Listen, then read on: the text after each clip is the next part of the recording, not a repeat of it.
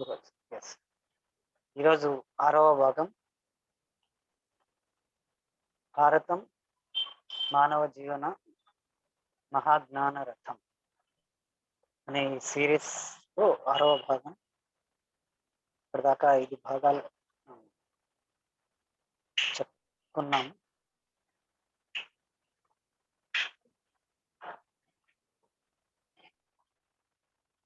శ్రీకాంత్, నా వాయిస్ బాగా వినిపిస్తుందా? వినిపిస్తుంది అనుకుంటా.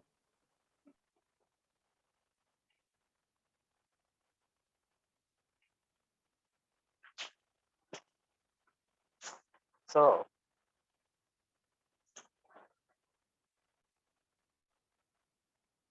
పోయిన వారం ఎక్కడి వరకు చెప్పుకున్నాం?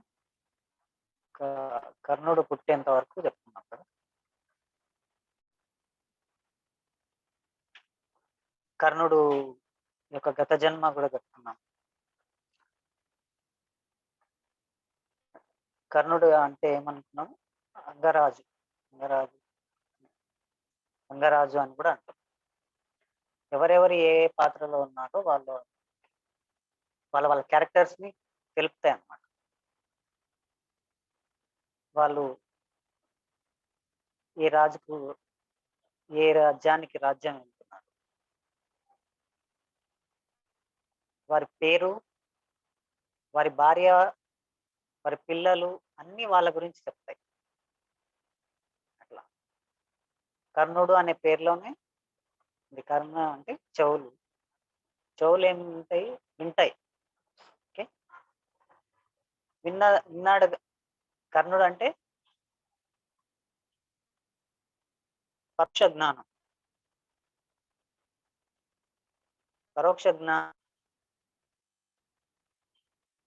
అన్నమాట. డైరెక్ట్ సత్యం ఆయన చూడలేదు. ధర్మం తెలిస్తేనే ధర్మం యొక్క పూర్తి స్వభావం అనేది మనకు తెలుస్తుంది. అందుకని ఆయన సత్యం చూడలేదు కాబట్టి ధర్మం తనకు పూర్తిగా తెలియదు. అందుకే అధర్మం పక్కన ఉండి అధర్మాన్ని ధర్మం అనుకొని ఆయన దారి పడ్డాడు. అన్యాయం జరుగుతుంది అనుకుంటున్నాడు. తనంతా జీవితం అంతా దేనికోసం ప్రయాసపడ్డాడంటే గుర్తింపు కోసం. తన టాలెంట్ గుర్తించాలి అనే గుర్తింపు కోసం బతికాడు. సో ఆయన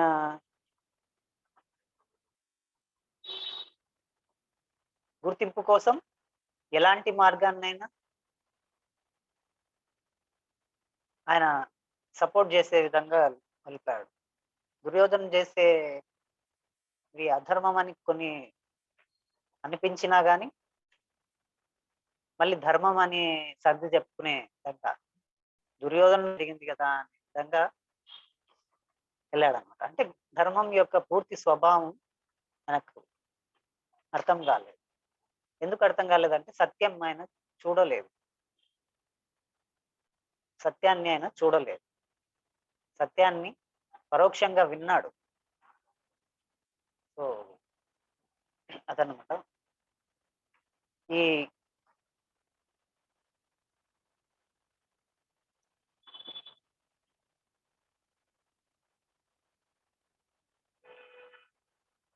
ఈ మెదుడికి మరి చెవులకు ఆయన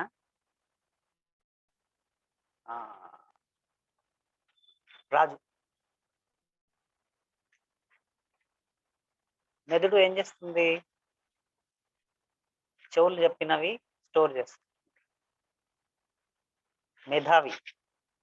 మేధస్సు అనేది మెదడులో ఉంటుంది. ఆ విన్న జ్ఞాపకాలు, పరోక్ష జ్ఞానం యొక్క మేధస్సు యొక్క ఆ ఎసెన్స్ అంతా ఆ మెదడులో ఉంటుంది. ఆ మెదడుకు రాజు అన్నమాట, అంగరాజు. తర్వాత అక్కడి నుంచి ఇప్పుడు మళ్ళీ మనంతా ఎక్కడ జరిగింది? పెళ్లి కాకముందు. ఎవరికి పెళ్లి? ఇంకా కుంతికి పెళ్లి కాలేదు. కుంతికి పెళ్లి కాకముందే ఆమె చిన్నగా ఉన్నప్పుడే ఇదంతా జరిగింది. సో ఇప్పుడు మనం మళ్ళీ ఇక్కడికి వద్దాం.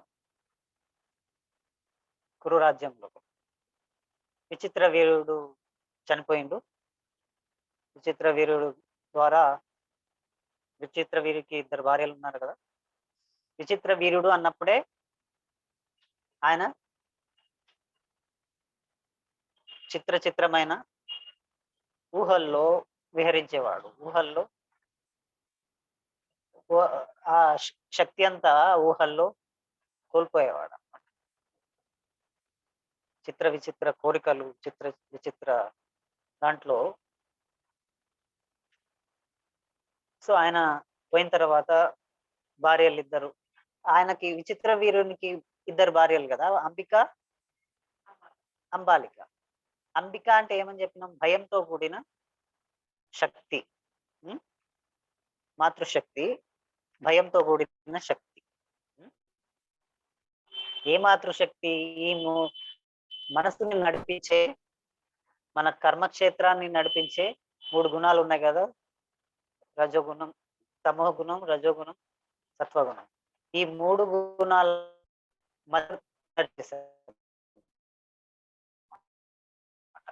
మదర్ ఎంతో మళ్ళీ టైప్స్. అంబిక అంటే భయంతో కూడినది, అంబాలిక అంటే సున్నితత్వంతో కూడినది. అంటే ఎవరు? వీరు భార్య. నాకు కోరికల పైన కూడా తనకు భయం ఉంది. తన కోరికలు ఏమున్నాయో అవి తప్పేమో అన్న భయం ఉంది. అంబిక అంటే భార్య అంటే తన క్యారెక్టర్ అని అర్థం. ఇక్కడ మనకు పురాణాల్లో ఎప్పుడైనా కృష్ణుడికి 8 భార్యలు అన్నప్పుడు ఒక్కొక్కరు ఒక్కొక్క క్యారెక్టర్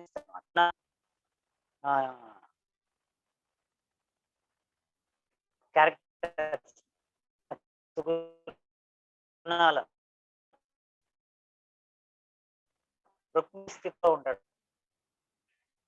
రుక్మిణి మొదటి భార్య అంటే ఫస్ట్ క్యారెక్టర్ ఆయనది ఏంటంటే ఎప్పుడు ఆయన ముక్త స్థితిలో ఉంటాడు. చుట్టూ పరిస్థితులు ఎట్లా అన్నా ఉండని ఆయన అవేమి తన మీద ఇన్ఫ్లుయెన్స్ చేయలేవు, తన మీద ప్రభావం చూపెట్టలేవు కదా. పుడుతూనే ఆయన జైల్లో పుట్టాడు, కానీ ఆయనని ఏం చేయలేకపోయింది. పుట్టడమే జైల్లో పుట్టాడు, బందీలో. కానీ ఆ జైల్లో తనను ఆపలేకపోయింది, ఆ జైలు బంధించలేకపోతే పుట్టుతోనే ఆయన ముక్త స్థితిలో ఉన్నాడు. అందుకే మొదటి భార్య ఆయన పేరు రుక్మిణి. రుక్మిణి అంటే ముక్త స్థితి అని అర్థం.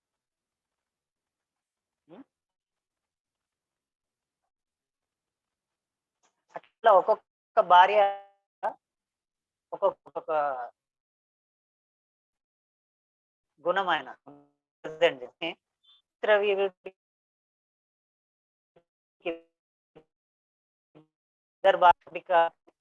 ఉంది. భయం ఉన్న భయం. ఇంకొకటేమో సున్నితత్వం కూడా ఉంది. మన లోపల సున్నితత్వం కూడా ఉంది. సో ఈ 2 కలిసి ఉండడం వల్ల అపరాధ భావం ఆయన శక్తిని అంతా కోల్పోయాడు. సో అపరాధ భావంతో ఆయన శిక్షించుకొని ఆయన చివరికి చనిపోయాడు, రోగం వచ్చి చనిపోయాడు. సో ఆ తర్వాత వేదవ్యాసుడు ద్వారా ధృతరాష్ట్రుడు, అంబాలికకు, మరి పాండురాజు, మరి పరిశ్రమి అనే పని మనిషికి విదురుడు పుట్టారు. అదంతా చెప్పుకున్నాం కదా. సో విదురుడు యమధర్మరాజు యొక్క వంశ అంటే వివేకం.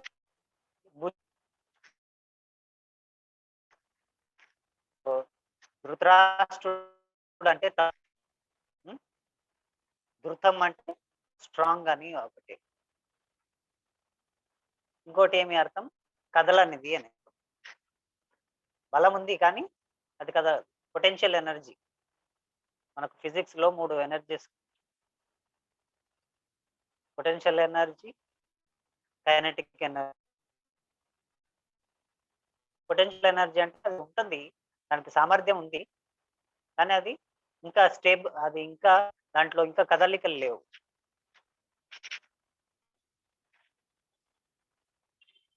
తమోగుణం అంటే శక్తి ఉంది కానీ అదేం చెయ్యదు, ఏం చేయనీయదు. సామర్థ్యం ఉంటుంది కానీ ఏం చేయనీయదు. సోమరిపోతులు ఉన్నవాళ్ళు, వాళ్ళకు శక్తి లేక కాదు, శక్తి ఉంటుంది కానీ వాళ్ళకి చేయబుద్ధి కాదు. మన కర్మలు మన మన గుణానికి బందీలు అని చెప్పాం కదా. మన గుణం ఎలా ఉందో మన కర్మలు అలా ఉంటాయి. అంటే మనకు మనకు ఉంటుంది, చేయం, అందరితో చేపించుకుంటుంటాం. రజోగుణం ఉందనుకో, అది కైనెటిక్ ఎనర్జీ ఒకటే. అంటే ఇప్పుడు స్పీడ్ ముఖ్యమో దానికి బ్రేక్ కూడా అంత ముఖ్యం కదా. ఒకటే యాక్సిలరేటర్ రేస్ చేస్తూ పోతే ఎక్కడ బ్రేక్ వేయాలనో ఎక్కడ స్లో చేయాలనో చేయాలి. అట్లా చేయకపోతే, అట్లా బ్రేక్ చేయకపోతే ఏమవుతుంది? ఒకటే స్పీడ్ యాక్సిలరేటర్ రేస్ చేసుకుంటూనే కంట్రోల్ లేకుండా, బ్రేక్ అనే కంట్రోల్ లేకుండా రేస్ చేసుకుంటూ పోతే యాక్సిడెంట్లు అవ్వచ్చు కదా. ఇట్లా రజోగుణం ఉన్నప్పుడు అతిగా చేస్తూ ఉంటారు. అత్యాశ, అన్నీ మనకే కావాలి, అన్ని మన కిందనే ఉండాలి, అన్ని అధికారాలు, అన్ని సంపదలు అన్ని మనకే కావాలి. సో ఆ రజోగుణానికి ధృతరాష్ట్రుడు కొడుకు దుర్యోధనుడు ప్రతీక అయితే, ధృతరాష్ట్రుడు తమో గుణానికి మంచి బలవంతుడే, 100 ఏనుగుల బలం ఉన్నవాడు అని చెప్తాడు. 100 అని చెప్తాడు భీష్ముడు. సో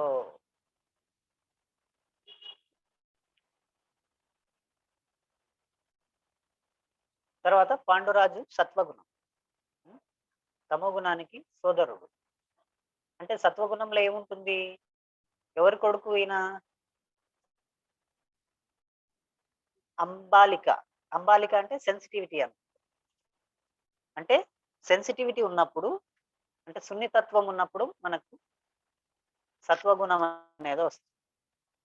అవతల వాళ్ళ నుంచి కూడా ఆలోచిస్తాం కదా సెన్సిటివిటీ. ఇక్కడ మొద్దుబారినప్పుడు అవతల వాళ్ళ నుంచి కాదు, ఒకటే సైడ్, నా సైడ్ నుంచి ఆలోచిస్తాం. సో ఆ సున్నితత్వం నుంచే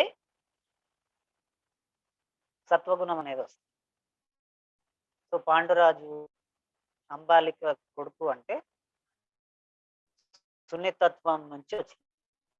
అంటే సత్వగుణం నుంచి వస్తుంది, సున్నితత్వం నుంచి వస్తుంది. సో అది ఇప్పుడు వీళ్ళు ఉన్నారు, వీళ్ళకి పెద్దగా అయ్యారు, పెళ్ళిడు వచ్చింది చెప్పాం కదా. అక్కడ దాకా చెప్పాం కదా. దుర్యోధనుడు ధృతరాష్ట్రుడికి పెళ్లి కోసం వాళ్ళన అక్కడికి వెళ్ళారని. ఫస్ట్ ఈయన పెళ్లి చేయాలి కదా, పెద్ద కొడుకు. పెళ్లి చేయాలి అనుకున్నప్పుడు ఆయన పోతేనే మొత్తం అందరినీ సైన్యాన్ని తీసుకుని వెళ్తాడు గాంధార దేశం. గాంధార దేశానికి సుబలుడు అనేది రాజు. శకుని సుబలుని కొడుకు, గాంధారి సుబలుని కూతురు. గాంధార దేశం అంటే ఇప్పుడు ఆఫ్ఘనిస్తాన్ ఉంది కదా, అటు సైడ్, దాన్నే గాంధార దేశం అన్నమాట. సో గంధం అంటే ఏమి? ఉమ్,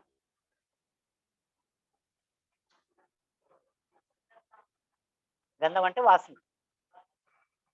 ఉమ్, అక్కడ వాసన అంటే మంచి సువాసనలు, సుగంధ ద్రవ్యాలు ఫేమస్ అన్నమాట అక్కడ. సో ఇక్కడ మనకేం అర్థం? సుగంధ ఈ ద్రవ గంధం అంటే గత జన్మ వాసనలు అంటాం కదా. ఉమ్, ఇప్పుడు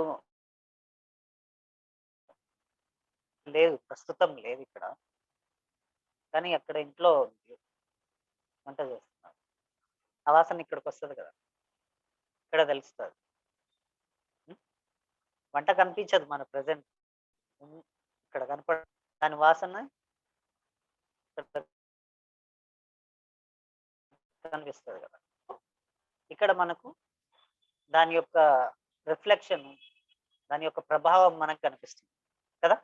ఎక్కడో ఉంది అది, కానీ దాని యొక్క ప్రభావం ఇప్పుడు ఇక్కడ కనిపిస్తుంది ఆ వాసన ద్వారా. అంటే గతం యొక్క, గతం అని అర్థం. గతం యొక్క ప్రభావం ఇప్పుడు కనిపిస్తుందా లేదా? కనిపిస్తుంటదా లేదా? ఉం? అన్ని గతం యొక్క ప్రభావమే మనకి మాక్సిమం. ఇప్పుడు ఏమేమి జరుగుతున్నాయో మన జీవితంలో మాక్సిమం అంతా గతం యొక్క ఫలితాలే. గాంధార దేశం అంటే గతం. గాంధారి అంటే ఇక్కడ రెండు ఉన్నాయి. స్త్రీని అన్నప్పుడు కొంచెం పాజిటివ్ గా ఉంటుంది, పురుషుడు అన్నప్పుడు కొంచెం నెగిటివ్ గా ఉంటుంది. నెగిటివ్ సైడ్ ఆఫ్ గత కర్మ, పాజిటివ్ సైడ్ ఆఫ్ ఇది స్త్రీ అన్నప్పుడు పాజిటివ్ గుణం ఉంటుంది. పురుషుడు అన్నప్పుడు అంటే అక్కడ ఇద్దరు సుబలు, గాంధార దేశానికి సుబలుడు రాజు. అంటే గాంధార దేశం అంటే మన సబ్ కాన్షియస్ మైండ్. గతం అంతా ఎక్కడ ఉంటుంది? సబ్ కాన్షియస్ మైండ్ లో ఉంటుంది. గతం అంతా ఎక్కడ ఉంటుంది? సబ్ కాన్షియస్ మైండ్ లో ఉంటుంది. అది చాలా బలమైనది. సుబలుడు దానికి రాజు. సబ్ కాన్షియస్ చాలా బలమైనది. ఎవరు రాజు అంటే సుబలుడు, చాలా బలమైనది. అందుకే మనం నిన్న క్లాస్లో చెప్పుకున్నాం కదా, power of sub conscious mind అనే క్లాస్ నిన్న విన్నాం కదా. చాలా బలమైనది, శక్తివంతమైనది ఏది? Sub conscious. దాంట్లో శకుని సుబలుని కొడుకు, కూతురు గాంధారి. గాంధారి అంటే కొంచెం పాజిటివ్ కర్మల యొక్క వాసనలు. శకుని అంటే నెగిటివ్ కర్మల యొక్క వాసన. నెగిటివ్ కర్మల యొక్క వాసనల ద్వారా ఏమొస్తుంది? దుర్బుద్ధి అనేది వస్తుంది. బుద్ధి కర్మానుసారిని అంటారు. మన బుద్ధి ఎట్లా ఏర్పడుతుంది? కొంతమంది, అందరి బుద్ధులు ఈక్వల్ గా ఉన్నాయా? ఉండవు కదా. ఎందుకు? ఒక్కొక్కరు బుద్ధి ఒకలాగా ఉంటుంది. పుర్రెకో బుద్ధి అంటారు. ఎందుకు అంటే వాళ్ళ వాళ్ళ కర్మల్ని బట్టి వాళ్ళ బుద్ధి ఏర్పడుతుంటది. జన్మ జన్మల నుంచి ఆ కర్మల యొక్క సారము బుద్ధిగా మారుతూ ఉంటుంది. గత జన్మల్లో బాగా అనుభవాలు ఉన్నవాడు ఇప్పుడు వెంటనే వాటి నుంచి నేర్చేస్తుంటాడు, క్యాచ్ చేసేస్తాడు. మళ్ళీ అట్లాంటి తప్పులు రిపీట్ చేయడు. గత జన్మల్లో అనుభవం లేనివాడు అది ఎంతమంది చెప్పినా కానీ వినడు, అదే చేస్తుంటాడు. ఎందుకంటే వానికి అనుభవం లేదు కదా, వాడికి అర్థం కాదు అది చెప్పినా కానీ. అట్లాంటి వాళ్ళు ఏమంటాం? బుద్ధి లేని వాళ్ళు. అంటే గత జన్మల్లో వాళ్ళకి ఆ కర్మలు, అలాంటి కర్మలు అనుభవాలు లేవు. వాళ్ళు కొన్ని జన్మలే ఎత్తారు. కొన్ని కర్మల సారమే ఉంది. బుద్ధి అంతగా పరిపక్వం అయ్యలేదు. అంటే బుద్ధి కర్మానుసారిణి అంటే బుద్ధి ఎలా ఏర్పడుతది?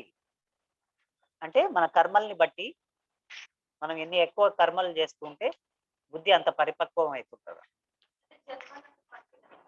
ఆ!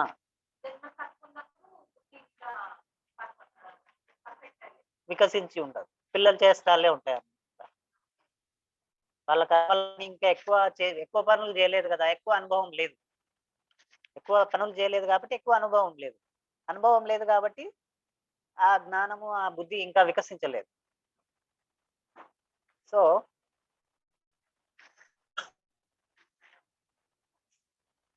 ఈ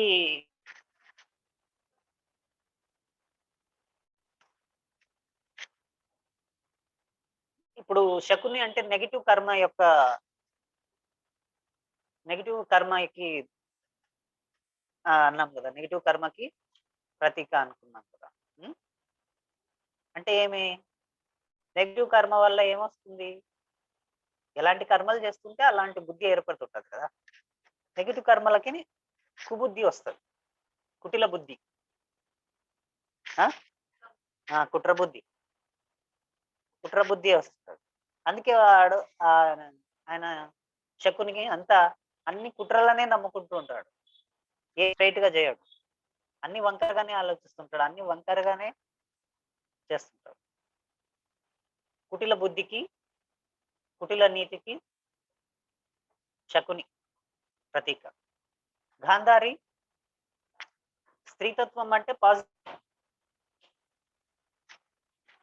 గతంలో కొన్ని పుణ్యకర్మలు కూడా ఉంటాయి కదా! ఆ పుణ్యకర్మల యొక్క ఫలితం గాంధారి. హ్మ్. సో, ఆమె అందుకే ఆమె కొంచెం క్యారెక్టర్ ఉంటది. దుర్యోధనకు సపోర్ట్ చేయకుంటది. వాడిని వారిస్తుంటది గానీ వాడు వినడు. వీడు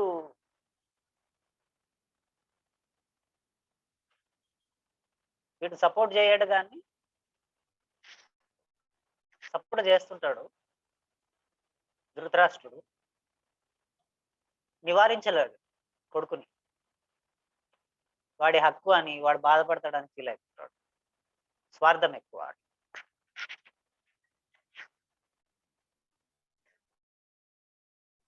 దానికి అని అంటాడు. హ్మ్. సో, అదనమాట.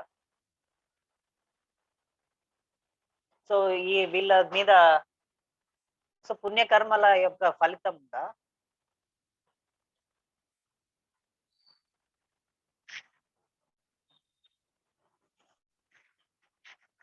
ఈమెకి చెప్పాం కదా! ఎందుకు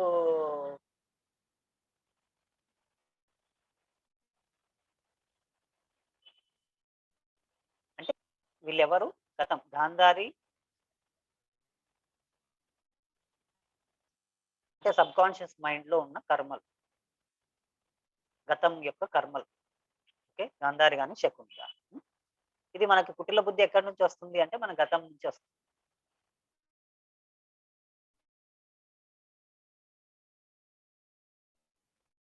మనం కుటిల బుద్ధి ఎక్కడైనా యాక్టివేట్ అంటే అది గతం నుంచి వస్తదన్నమాట. హ్మ్. మన సబ్‌కాన్షియస్. సో, భీష్ముడు వచ్చాడు. అడిగాడు వాళ్ళని. ఆహ్, అడిగితే వాళ్ళు ఫస్ట్ పాండురాజుకి అనుకున్నారు. కానీ పెద్ద కొడుకు ఉండంగా అలా ఎలా చేస్తాం? అట్లెట్లా అనుకున్నారు అంటాడు. ఇంకా భీష్ముడికి భయపడి వాళ్ళు అది గాక ఊరికే వచ్చలేడు. పెళ్లి సంబంధం మాట్లాడడానికి వచ్చినట్టు రాలేదు. అంత సైన్యం తెచ్చి ఊరు ముందర ఆపాడు. ఈయన వచ్చి మాట్లాడుతున్నాడు. వాళ్ళకి అది సిగ్నల్ ఎట్లా పోతదంటే ఇప్పుడు కాదన్నంత వెంటనే చేసేసి రాజ్యాన్ని స్వాధీనం చేసుకుంటే ప్రజలందరూ నష్టపోతారు. సో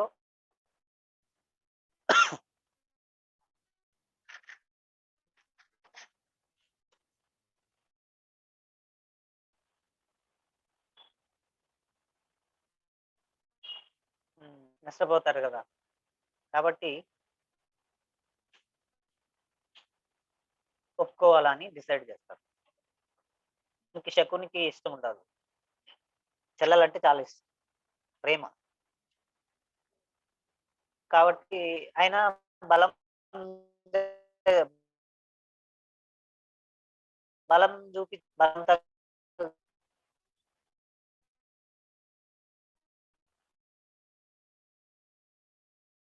ఇచ్చి పెళ్లి భీష్ముడు అట్లా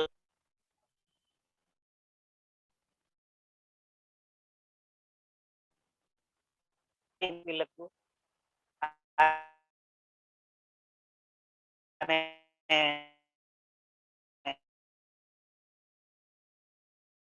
గుడ్డివాడు నా భగవాని కూడా ఎట్లా నుంచి ఆ ఫీలింగ్స్ అర్థాన్ని కూడా జీవితాంతం కళ్ళకు గంతలు కట్టుకోవాలని నిర్ణయించుకుంటుంది. కళ్ళకు గంతలు కట్టుకుంది. ఫస్ట్ ఇష్టపడారు అని ఆమె ప్రత్యక్ష దానికోసం. సో ప్రతిజ్ఞ చేసినప్పుడు ఇంకెవరు అంత స్ట్రాంగ్ గా ఉన్నప్పుడు ఎవరేం లేరు.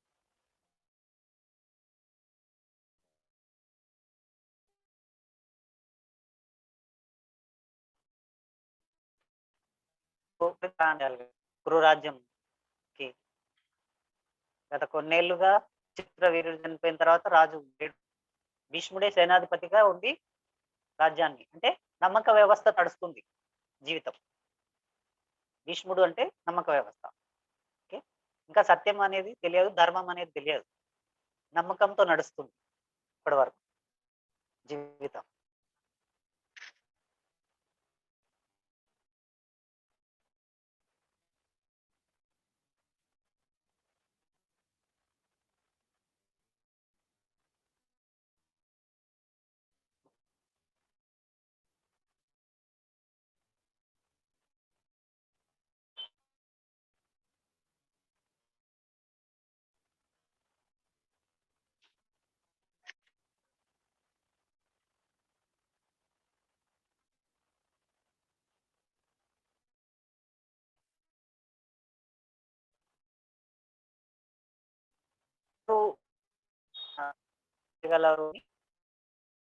సైన్యాధ్యక్షుడిగా పట్టాభిషేకం చేశారు. ఈయనని పట్టాభిషేకం చేస్తున్నట్టుగా ధృతరాష్ట్రుడిని ఆపాడు. మంత్రి ఇప్పటిదాకా అన్న తమ్ముడు ఇప్పుడు మంత్రి కదా. మంత్రి పదవిలో ఉన్నప్పుడు అన్నదమ్ముల సంబంధం కాదు, మంత్రిగానే వ్యవహరించాలి. ప్రజలందరికీ ఏది కరెక్టో అది చూడాలి. మన ఎంత ధర్మం ఏదో అది చేయాలి. కాబట్టి ఏమి ఎందుకు ఆపుతున్నావు అంటే, ఇది మన రాజ్యాంగం ప్రకారం, మళ్ళీ శాస్త్రాల ప్రకారం ఇది రాంగ్. ఎలా రాంగ్ అంటే, పుట్టుకతో అంధుడైన వాడుని రాజుగా ఎంచలేము. ఆయన ద్వారా ధర్మపాలన అనేది కుదరదు అని ఆయన ఆక్షేపిస్తాడు అన్నమాట.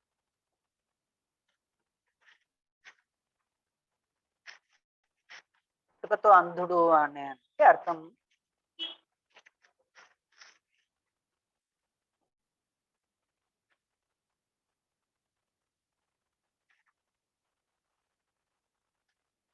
జ్ఞానం లేనివాడు. అంధుడు అంటే చూడలేడు కదా, సత్యాన్ని చూడలేడు. సత్యాన్ని చూడలేని వాడు ధర్మం ఏం చెప్పగలడు, జడ్జిమెంట్ ఏం చెప్పగలడు? సత్యం చూడలేనప్పుడు సత్యం చూడగలిగిన వాడే వానికి ధర్మం తెలుస్తుంది. ధర్మం తెలిసిన వాడే న్యాయం చేయగలుగుతాడు కదా. సో ఆడ రాజు అంటే న్యాయం చేయాలి. న్యాయం చేయాలంటే, ధర్మపాలన చేయాలంటే ధర్మం తెలిసుండాలి. ధర్మం తెలియాలంటే సత్యం చూడగలగాలి. చూడలేవు గదా! అంధుడు. అజ్ఞానంలో ఉన్నాడు. హ్మ్.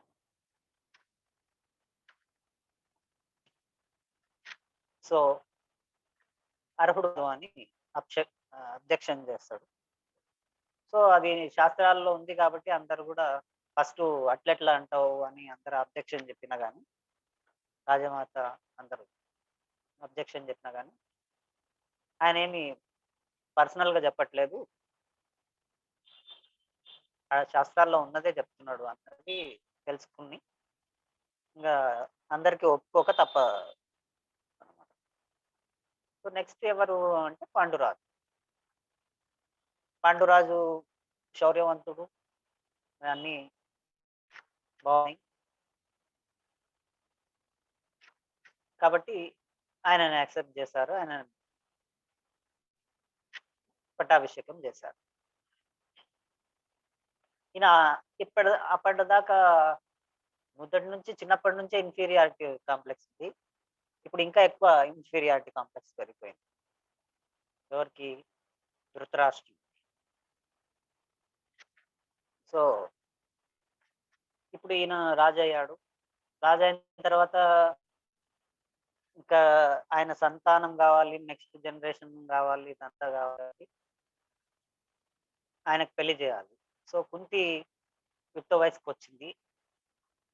ఆమెకి కుంతిభోజుడు స్వయంవరం ప్రకటించింది. సో, ఇది వీళ్ళకి తెలిసింది. సో, దానికి ఈయన ఎళ్ళాడు. ఆ స్వయంవరానికి పాండురాజు ఎళ్ళాడు. సో, అందరిని ఆమె కొన్ని ప్రశ్నలు అడుగుతుంది.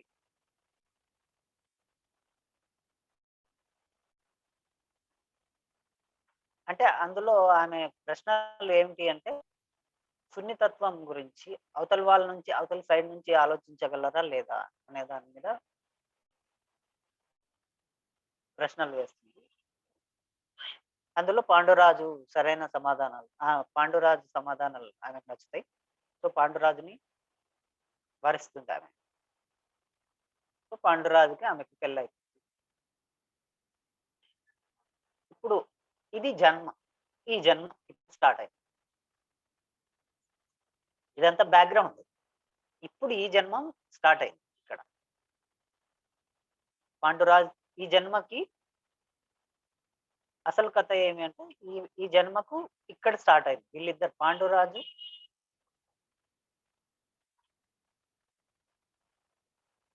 మరి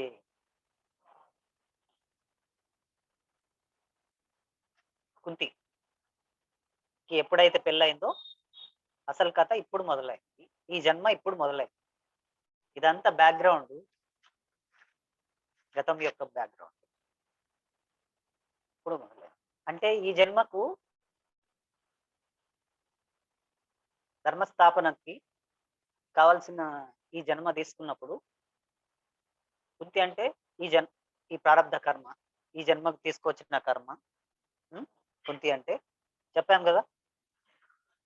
కుంతి పేరు ప్రిత. ప్రిత అంటే అరచేయి. ఆ!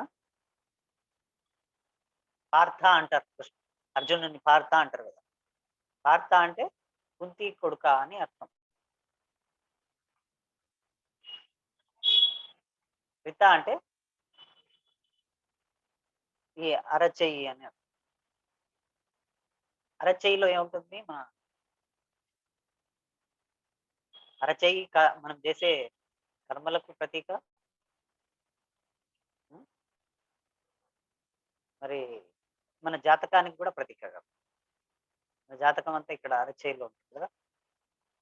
అంటే జాతకం అంటే ఏమి? జాతకాలు ఎట్లా చూస్తారు? హ్మ్. జాతకాలు ఎట్లా ఏర్పడతాయి?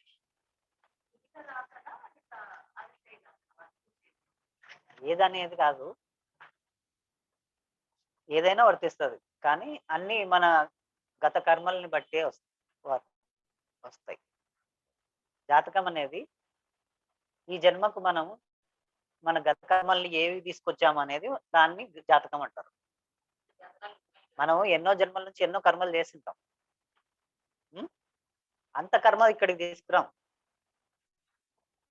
అంతలోంచి కొంత భాగం,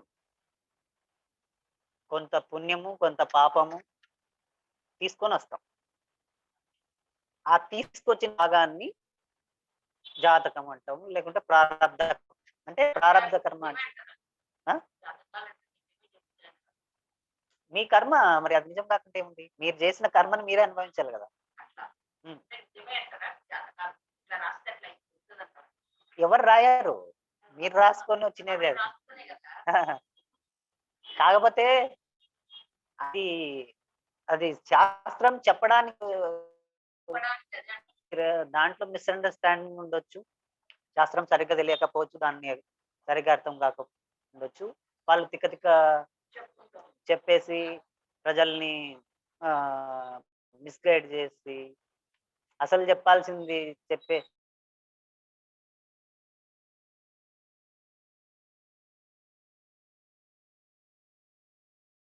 కర్మ. అది అంటే నువ్వు ఇన్నిన్ని పాపాలు చేసి చిన్న చిన్న దానాలు చేస్తే పోతాయా? దానానికి ఫలితం ఉంటది, దానంకి వస్తుంది.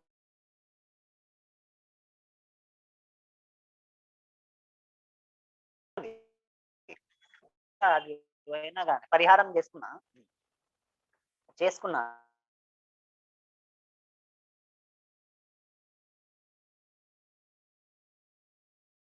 ఏం చెప్తారు? పరిహారం చేస్తే పోతుంది అని అనుకుంటారు అని చెప్తారు.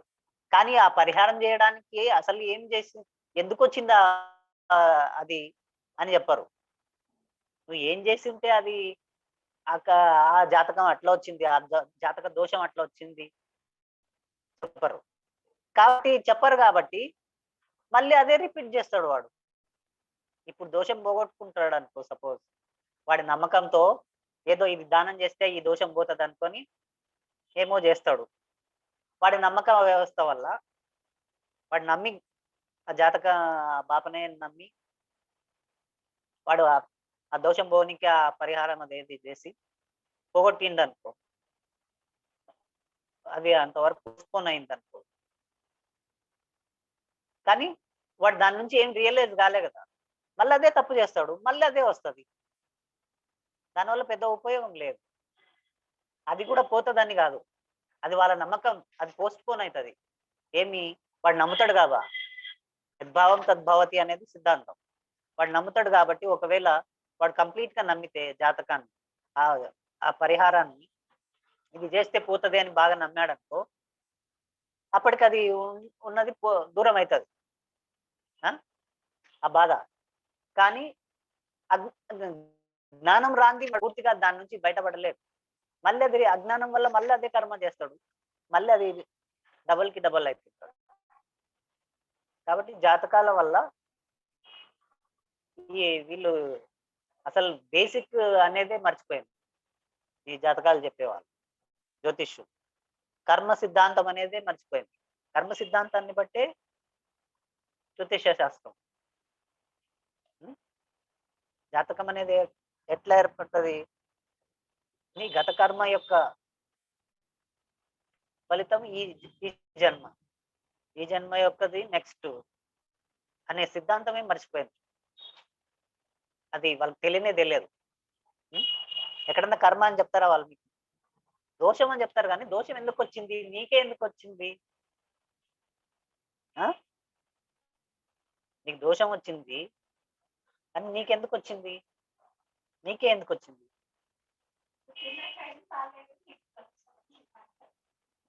పుట్టిన టైం ఎందుకు, ఆ టైం ఎందుకు చూసి అట్లా ఎట్లా పుట్టొచ్చాను దేవుడు?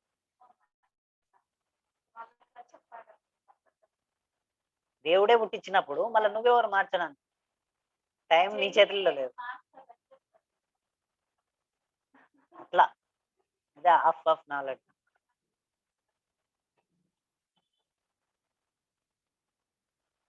దోషం అంటేనే పాపం అని అర్థం. అది మరి ఆ విషయమే మరి చెప్పట్లేదు ఎక్కడ. ఇంకోసారి పాపాలు చేయకుండా ఉంటారు, ఆ నాలెడ్జ్ వచ్చిన. ఆ!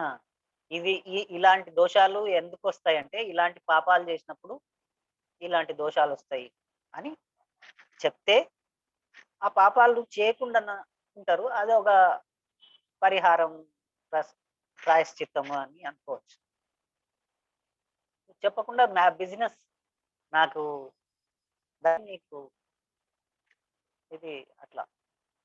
అందుకని అది అవహేళన చేయబడుతుంది. అది గొప్ప శాస్త్రమే గాని. శాస్త్రం ఎవరికి సరిగ్గా తెలియదు.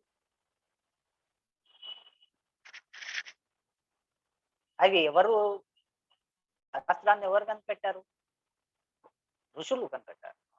ఋషులంటే ఎవరు? ధ్యానం చేసి మూడో కన్ను సంపాదించుకున్న వాళ్ళు కదా! హ్మ్.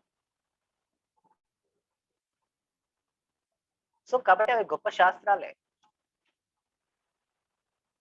కానీ అవి చదివినోళ్ళందరూ కారు. వాళ్ళు ధ్యానం చేసి ఆ జ్ఞానం వస్తే నిజంగా వాళ్ళు జ్యోతిష శాస్త్రం. ఇప్పుడు, ఇప్పుడు ప్రెజెంట్ లైఫ్ స్టార్ట్ అయింది పాండురాజుకి. పాండురాజు అంటే సత్వగుణం.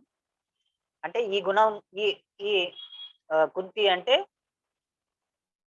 ప్రారబ్ధ కర్మ. అంటే ఈ జన్మకి, ఈ ప్రారబ్ధ కర్మకి ఏ గుణం తీసుకొనొచ్చింది?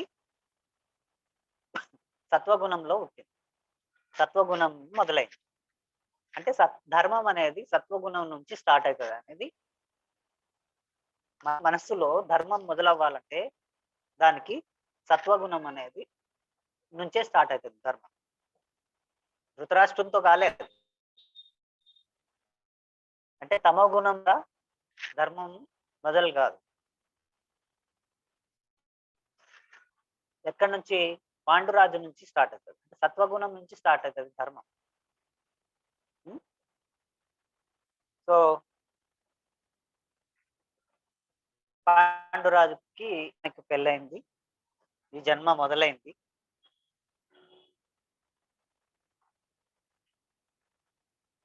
పాండురాజు ఎవరు అని చెప్పాము? సత్వగుణం ఎలా ఏర్పడుతుందంటే, ఫస్ట్ మొట్టమొదట్లో మనకు తమోగుణం ఉంటది. అంటే అన్ని గుణాలున్నా మొట్టమొదట్లో తమోగుణం ఎక్కువ పాలల్లో ఉంటది. రజోగుణం, సత్వగుణం చాలా తక్కువ పాలల్లో. తర్వాత జన్మలెత్తిన తర్వాత సత్వగుణం కూడా స్టార్ట్ అయితది.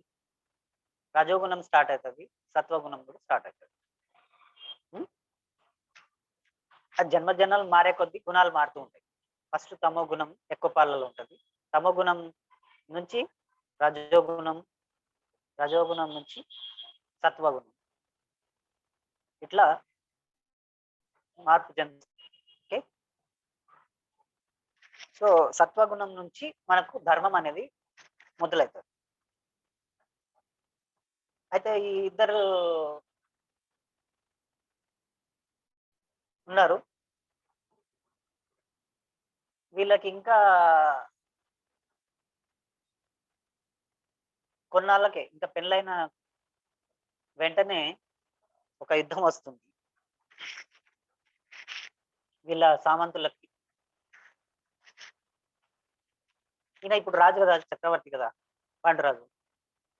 పాండురాజు ఇప్పుడు తనని తాను నిరూపించుకోవాలంటే ఆ యుద్ధంలో పాల్గొనాలి అనేది వస్తుంది. పెళ్ళైనా అంటే పెళ్ళాంతో ఉండిపోతున్నాడు అనకుండా తన సామంతులకి కష్టం వచ్చినా గాని తను పెళ్ళాంతో ఉండిపోయాడు అని అనకుండా ఆయన వెళ్తాడు. యుద్ధానికెళ్తాడు. యుద్ధానికెళ్ళి అక్కడ యుద్ధం గెలిసి వస్తాడు. కుంతి అంతవరకు ఇక్కడ వెయిట్ చేస్తుంటది. అయితే అక్కడి నుంచి వచ్చేటప్పుడు ఆ సామంతులకి ఎవరికైతే హెల్ప్ చేశాడో వాళ్ళు అది మద్ర దేశం అన్నమాట. అంటే హిమాలయాల వెనకల ఉంటది. మద్ర దేశం. మద్ర దేశానికి శల్యుడు రాజు. హ్మ్. ఆయన చెల్లెలుంది. ఆమె పేరు మాద్రి. ఆమెనిచ్చి పెళ్లి చేసి పంపిస్తాడు గిఫ్ట్‌గా. ఆయన వాళ్ళకి హెల్ప్ చేసినందుకు. సో, ఆమెను పెళ్లి చేసుకొని వస్తాడు. ఈమె ఇప్పుడు వచ్చింది కొత్త కాపురంలోనే ఇంకొక సవతి వచ్చింది. హ్మ్. కుంతి ఫస్ట్ భార్య. రెండో భార్య మాద్రి. సో, ఇద్దరు మాద్రి. మాద్రి. మాధురి గాదు మాద్రి. మాద్రి. మధ్రరాజు మాద్రి. సో,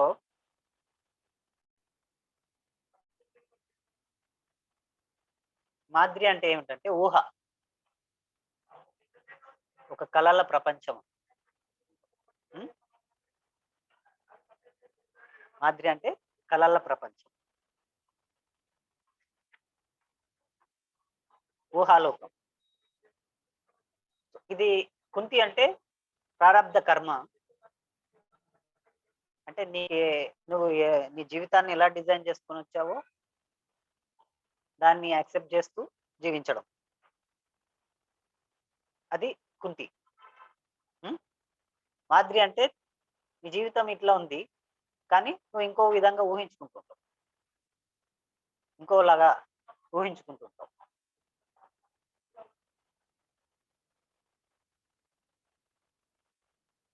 కలల ప్రపంచం. అది. అంటే ఇప్పుడు ఈయనకు పాండురాజుకి 2 ఉన్నాయి. ఒకటి కలల ప్రపంచం ఉంది. ఒకటి వాస్తవ ప్రపంచం ఉంది. పాండురాజు అంటే రజో సత్వగుణం. సత్వగుణంతో ఉన్నాడు. సత్వగుణం ఇప్పుడు ఒక వాస్తవ ప్రపంచం, వాస్తవ జీవితం. ఒకటి కలల ఊహా ప్రపంచంలో రెండిటితో ఉన్నాడు.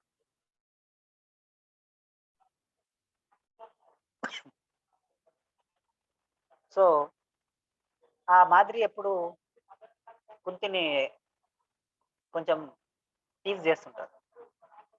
గేలి చేస్తుంటాడు. అంటే ఎప్పుడు అయినా సరే మన వాస్తవ ప్రపంచంని, కలల ప్రపంచం కొంచెం తక్కువనే చూస్తుంటారు కదా! కలల ప్రపంచంలో మనం ఎక్కువగా ఊహించుకుంటుంటాం కదా! హ్మ్. కలల ప్రపంచంలో మనం ఎక్కువ ఊహించుకుంటా ఉంటాం కదా! అంటే అక్కడ తక్కువ చూడడం అంటే ఈ ఊహా ప్రపంచంలో ఆయన ఎక్కువ విహరిస్తుంటాడు. వాస్తవాన్ని ఉన్నది ఉన్నట్టు అనుభవించకుండా ఊహల్లో ఎక్కువగా విహరిస్తూ ఉంటాడు. హ్మ్. సో, అప్పుడు ఇంకా ఇద్దరు భార్యలతో ఒకసారి ఆయన అడవిలోకెళ్ళాడు వేటకి.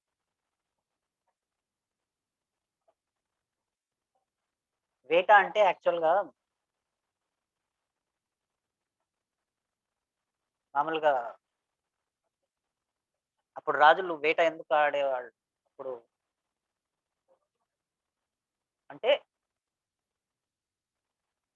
సంప్రదాయం అట్లా ఎట్లా వచ్చిందంటే అప్పుడు ఇప్పటిలాగా అడవులు కాదు. దట్టమైన అడవులు ఉండేవి. క్రూర మృగాలు, రకరకాల వింత వింత జంతువులు, సర్పజాతులు. హ్మ్. అవన్నీ ఊర్ల మీద పడి ఊర్లని ప్రజల్ని నాశనం చేసేవి. ఏనుగులు గాని, పెద్ద పెద్ద ఏనుగులు వచ్చి ఊర్ల మీద పడితే సో, వాళ్ళని ఎవరు రక్షించాలి? అంటే వాళ్ళని రక్షించాల్సిన బాధ్యత ఎవరిది? రాజుది. సో, రాజులు ఏం చేసేవాళ్ళంటే ఆ వేట అంటే వాళ్ళని వినోదం కోసం కాదు అది చేసేది. ప్రజల్ని ఆ క్రూర మృగాల నుంచి రక్షించడం కోసం చేసేది వేట. వాటినంతా ఇంకా డీప్ అడవుల్లోకి పంపియడానికి వేట అనేది చేసేవాళ్ళు. ఇక్కడికి రాకుండా మా ఊర్లలోకి రాకుండా. అది తర్వాత వినోదం కోసం తర్వాత అది సంప్రదాయం మారిందనుకో. కానీ మొదట చేసింది అందుకోసం. ఎందుకు? వేట అంటే రాజులకి వేట సహజమని, వేట ఆడి జింకల్ని తింటారని ఇవన్నీ ఆ తర్వాత భ్రష్టు పట్టిపోయిన సంప్రదాయాలే. అయితే వేట అనేది ప్రజల రక్షణ కోసమే గాని, అమాయక జీవుల్ని చంపి సరదా తీర్చుకోవడం కోసం కాదు ఏర్పడింది. సో, వేటకెళ్ళినప్పుడు ఎంతసేపయినా కొత్తగా పెళ్లయింది కదా! ఎంతసేపయినా జంతువులేమి కనపడలేదు. అప్పుడు అలా అలా ఇంకా డీప్ ఫారెస్ట్‌లోకెళ్ళినప్పుడు ఒక లేడీ జింక, జింక కనిపిస్తుంది. సో, ఆయనకు శబ్దభేరి బాణం తెలుసు. సో, ఆయన కొంచెం భార్యలిద్దరు ఉన్నారు. కొత్తగా పెళ్లి అయింది ఇద్దరు.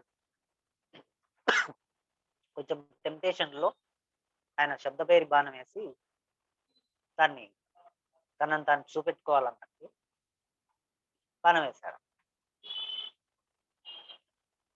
అక్కడ ఏదో శబ్దం అయితే ఆ బాణం వేశాడు.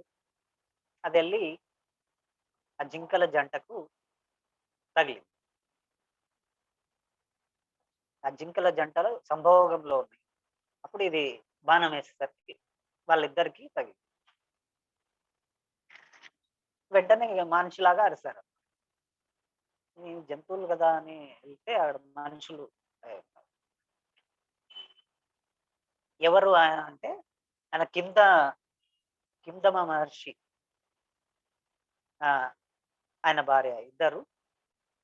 వాళ్ళిద్దరు సంభోగం కోసం జంతువులుగా జింకలుగా మారి సంభోగం చేసుకుంటున్నారు.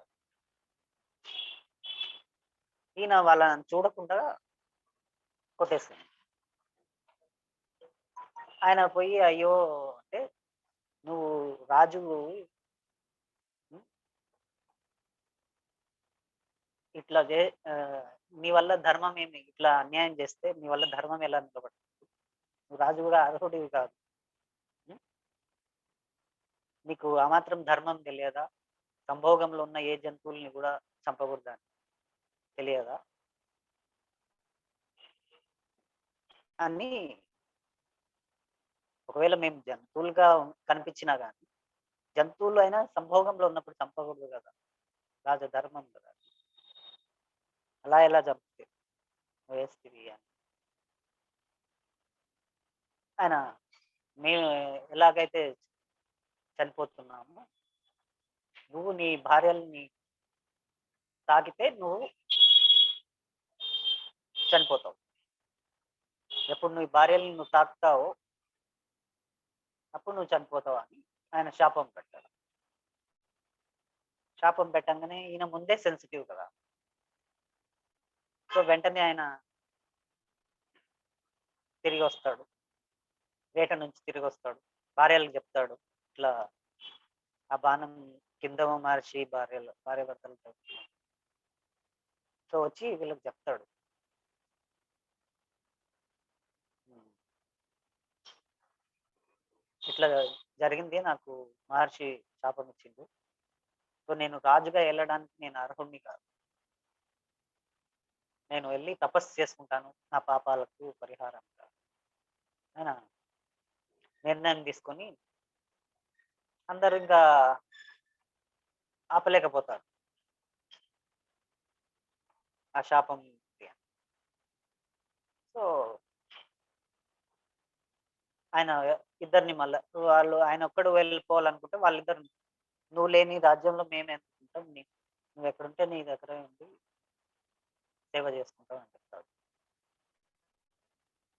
సరే ఇంకా ముగ్గురు కలిసి అడవుల్లోకెళ్తారు. అది ఏంటి అంటే ఇది వేట అంటే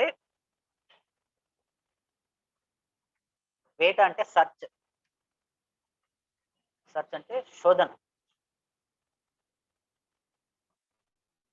అడవి అంటే మన సబ్ కాన్షియస్ మైండ్.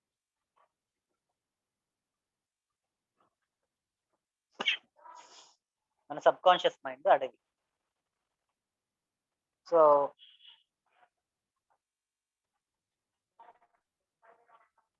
సో అడవిలో వేటలో వెళ్తున్నాడు, సబ్ కాన్షియస్ మైండ్ లో ప్రయాణం చేస్తున్నాడు. ఉం? మనం గతంలో విహరిస్తుంటాం కదా. ఉం? ఇస్తున్నాడు. అప్పుడు అంటే ఇద్దరు భార్యలు ఉన్నారు. ఇక్కడ ప్రెసెంట్ ఉంది, మళ్ళీ గతంలో ఊహల్లో కూడా ఉంటాం. ఉం? ఊహల్లో ఉన్నప్పుడు కిందమ మహర్షి అంటే కిందమ అంటే ఎవరైతే వాళ్ళ వాళ్ళ వాళ్ళ ఇంద్రియాలను అణిచిపెట్టుకుని ఉంటారో,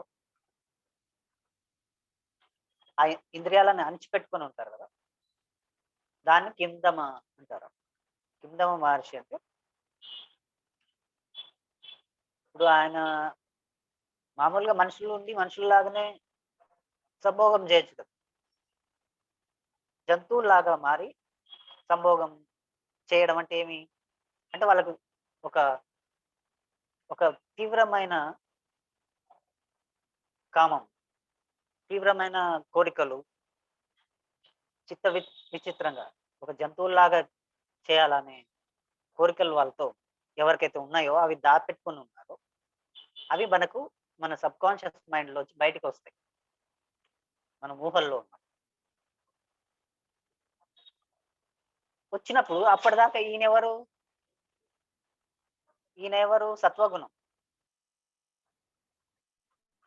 సత్వగుణానికి మాదిరి అంటే ఊహలు. ఉం? ఈ ఊహల ద్వారా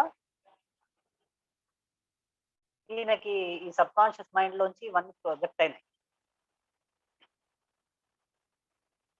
తన లోపల ఉన్న జంతుకాంక్షలన్నీ బయటకు వచ్చినాయి. ఉం?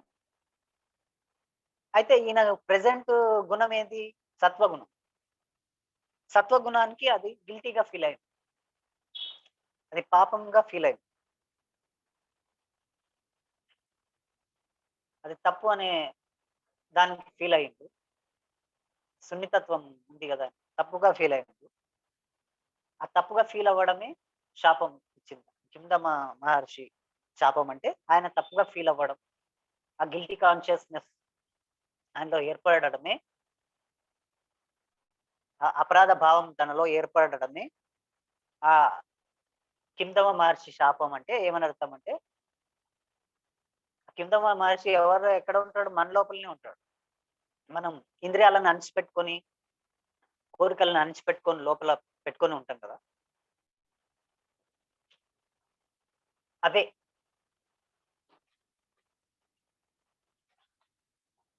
సో ఆయన దానికి అపరాధ భావంగా భావించడమే ఆయనకు శాపం అండి. ఈయన సత్వగుణం ఉంది కాబట్టి ఈయనకు అది తప్పుగా, ఆ సంప్రదాయంలో ఉన్నాడు కాబట్టి దాని ప్రకారం ఆయనకు అది తప్పుగా భావన వచ్చి తనకి తాను అపరాధ భావంలో మునిగిపోయాడు. అదే ఆయనకు శాపం అని అర్థం. శాపం అంటే ఆయనకు తన అపరాధ భావమే తనకు శాపం. ఓకే, వచ్చింది.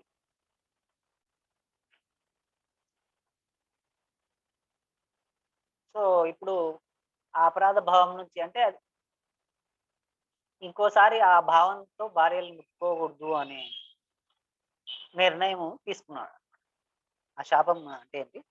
ఆ భావనలతో, అంటే ఆ జంతు కామంతో భార్యలను ముట్టుకోకూడదు, అది తప్పు అనే భావనలోకి ఆయన వచ్చేసింది. అదే శాపం. ఇప్పుడు ఇప్పుడు అడవిలోకి వెళ్ళాడు ఇంకా డీప్ సాధన కోసం. ఆ భావన వచ్చింది కాబట్టి ఆ భావనలన్నంతా పరిహారం చేసుకోవాలన్నాడు. ఆ, వెళ్ళాడు. సో ఇప్పుడు మళ్ళీ ఇక్కడ రాజ్యంలో ఎవరున్నారు? ఇప్పుడు పాండురాజు రిజైన్ చేసి వెళ్ళిపోయాడు. విదురుణ్ణేమో పని మనిషికి పుట్టాడు కాబట్టి ఆయన ఆయన అనర్హుడుగా, ఆయన మంత్రిగా ఉన్నాడు. రాజుగా ఆయనను పరిగణిస్తలేరు. సో ఇప్పుడు ఉన్నది అంధుడైనా సరే ఇంకా ఉన్నది ఆయననే కదా! సో ఆయనని నెక్స్ట్ జనరేషన్ సరైన అర్హత ఉన్న రాజు వచ్చేంత వరకు అపద్ధర్మ రాజుగా మళ్ళీ ధృతరాష్ట్రుడిని నియమిస్తారు. సో మళ్ళీ ధృతరాష్ట్రుడే వచ్చాడు రాజుగా. ఓకే. సో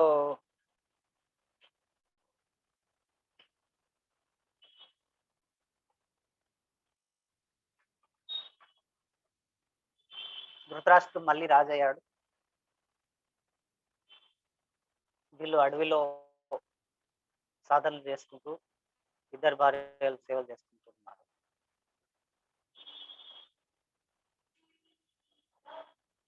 సో కుంతికి గాంధారికి వరం ఉంది కదా, 100 మంది కొడుకులు పుట్టేలాగా. సో గాంధారి గర్భవతి అయింది.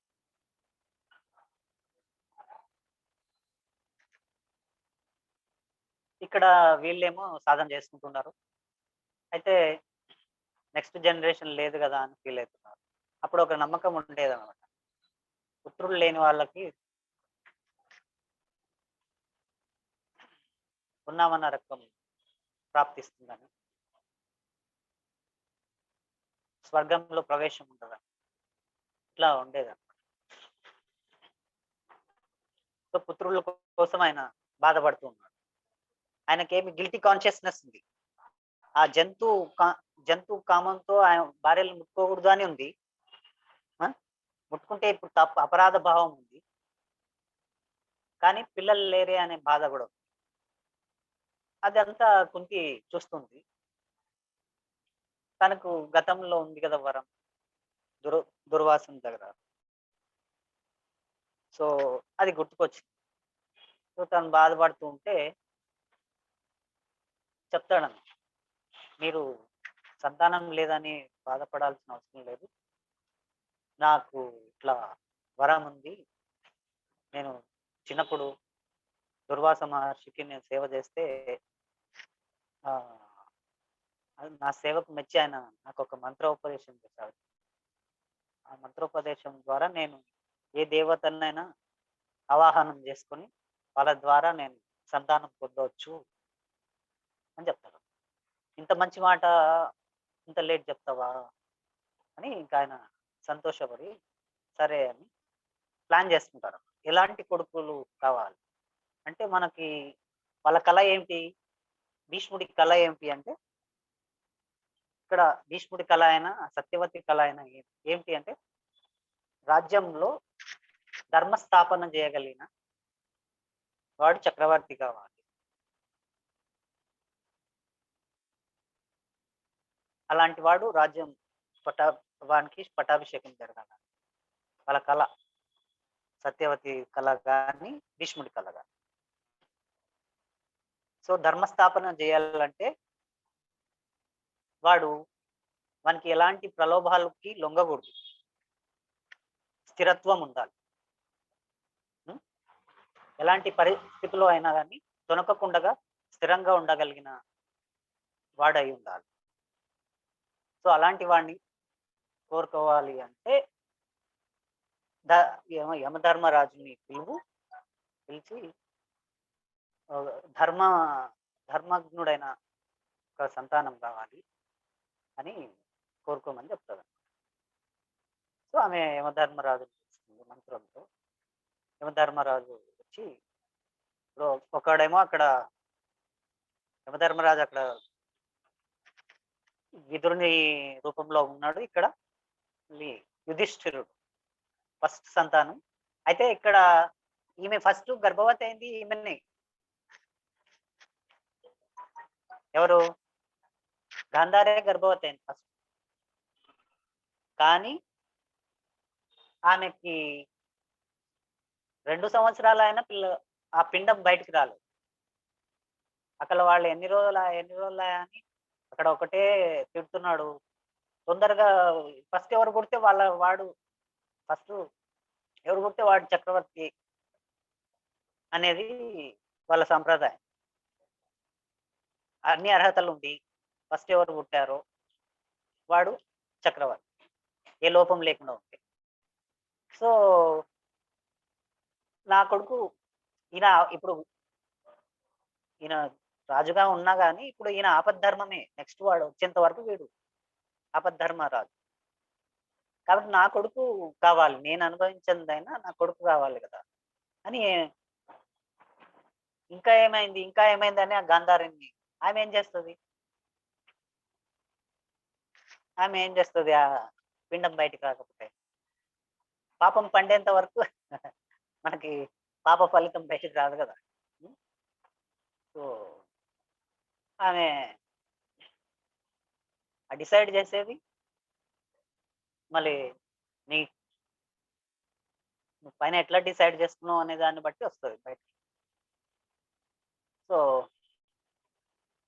ఇంకా రాలేదు. ఇప్పుడు ఈమెకి ఫస్ట్ కొడుకు పుట్టాడు. ఆయన పేరు యుధిష్ఠిరుడు. యుధిష్ఠిరుడు అంటే యుద్ధంలో గూడా తొణకనివాడు అని. ధర్మరాజు పేరు ఏమి? యుధిష్ఠిరుడు. ధర్మరాజు అంటే అంత ధర్మం తెలుసని కాదు అర్థం. ధర్మరాజుకి కూడా ధర్మం తెలియదు. కాకపోతే ధర్మం తెలిసినంత వరకు దాన్ని నిక్కచ్చిగా పాటిస్తాడు. ఆయనకి ఎంతవరకు తెలుసో ధర్మము, అంతవరకు ఆయన ఎలాంటి పరిస్థితి వచ్చినా ధర్మాన్ని తప్పడు. తనకు తెలిసిన ధర్మం. దుర్యోధనుడు ఉన్నాడనుకో, వాడు ఎట్లా అంటే అట్లా తిరుగుతాడు. మనకు ధర్మం తెలిసినా గాని వానికి అనుకూలంగానే వాడు చేస్తాడు. వాడు అంటాడంట కదా! నాకు ధర్మం తెలుసు. అధర్మం కూడా తెలుసు. అంటే వాళ్ళకి చిన్నప్పటి నుంచే బోధిస్తారు. ధర్మం ఇట్లా ఉంటది, అధర్మం ఇట్లా గురుకులంలో పోయినప్పుడు. వీళ్ళందరికీ ఒక్కటే కదా గురువు. అక్కడ వేదాలు అవి వాళ్ళకి తెలిసిన ధర్మాలు వాళ్ళు బోధిస్తారు. ఎవరు? ద్రోణాచార్యులు. కానీ అందరూ ఒకటే దగ్గర నేర్చుకున్నారు. ధర్మము ఇవన్నీ. కానీ వీడేంటి? వాళ్ళు ఏం చెప్పినా సరే వీనికి అనుకూలంగానే వాడు ధర్మాన్ని మలుచుకుంటాడు. వీడు ఎట్లా కావాలంటే అట్లా తిరుగుతాడు ఫ్లెక్సిబుల్‌గా. యుధిష్ఠిరుడు అంటే అట్లా కాదు. ధర్మం ఎలా ఉందో నిక్కచ్చిగా అదే చేస్తాడు. మనకు అనుకూలంగా అన్నట్టు సైడ్ ట్రాక్ వెళ్ళడు. అది యుధిష్ఠిరుడు. ధర్మం స్థాపించబడాలి అంటే అలాంటి స్థితప్రజ్ఞత, అలాంటి స్టేట్ ఆఫ్ మైండ్ ఉన్నవాడు కావాలి అనేది వాళ్ళు కోరుకున్నారు. ఎవరు? పాండురాజు, కుంతి. సో, అలాంటి వాడు పుట్టాడు. అక్కడ అది తెలిసిపోయింది. ధర్మరాజు పుట్టాడు వాళ్ళకి. తెలిసిపోయేసరికి నువ్వు వేస్ట్ ఫెలోవి అని వాళ్ళు తిట్టిండు భర్త ధృతరాష్ట్రుడు. నా భర్తకి నేను సంతానాన్ని ఇవ్వలేకపోయాను. నా భర్త కోరిక చక్రవర్తిని నా సంతానం చక్రవర్తిని చేయాలనుకున్నాడు. ఆ కోరిక తీర్చలేను. అప్పుడు నేను ఎందుకు ఇది అని ఎందుకు రావట్లేదు అని కడుపుతో బాగా గట్టిగా బాదుకుంటది. ఆ పిండము బయటకొచ్చేసి పడిపోతుందన్నమాట. సో, బయటకొచ్చినప్పుడు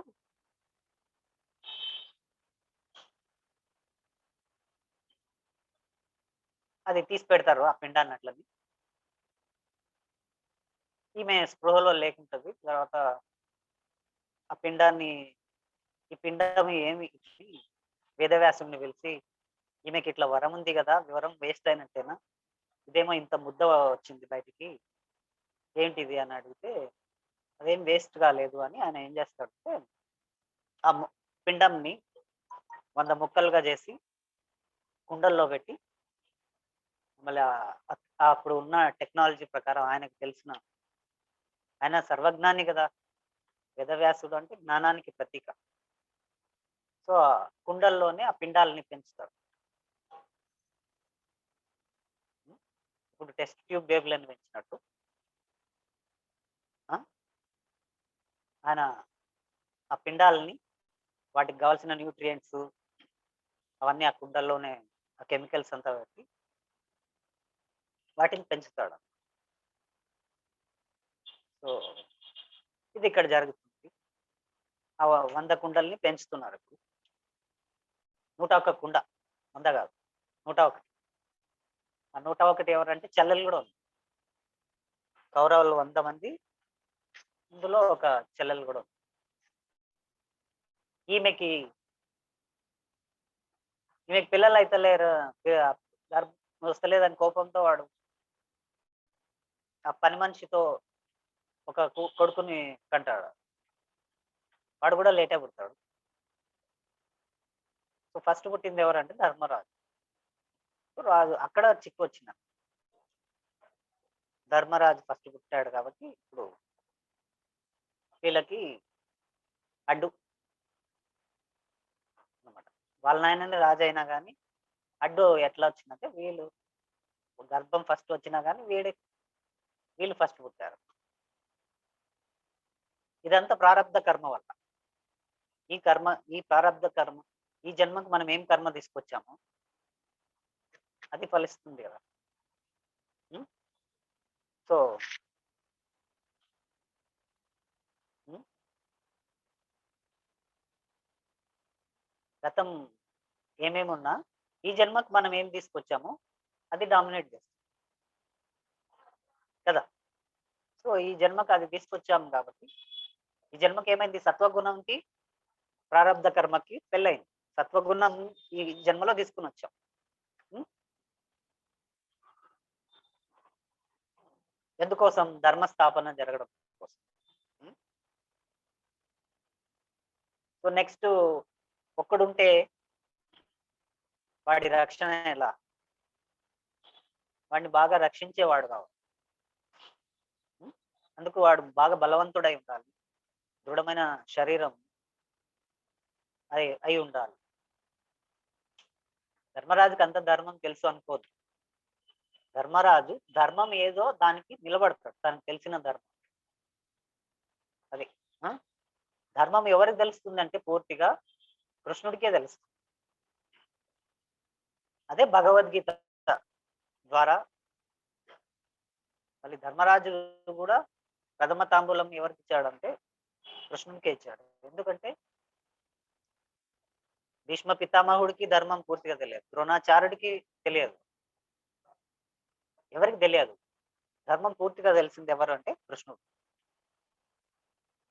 కృష్ణుడు అంటే యోగీశ్వరుడు.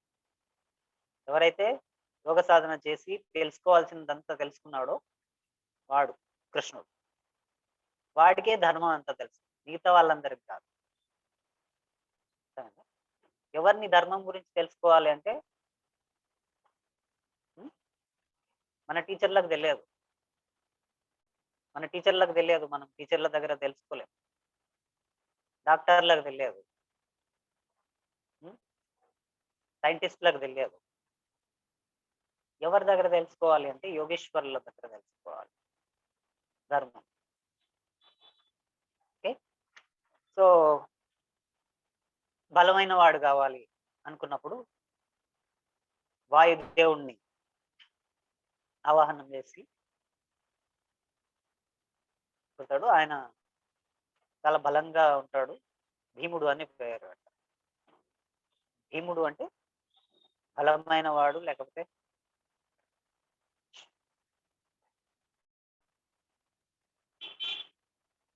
అంతకన్నా పెద్దది లేదు అని ఒక మీనింగ్ వస్తుంది.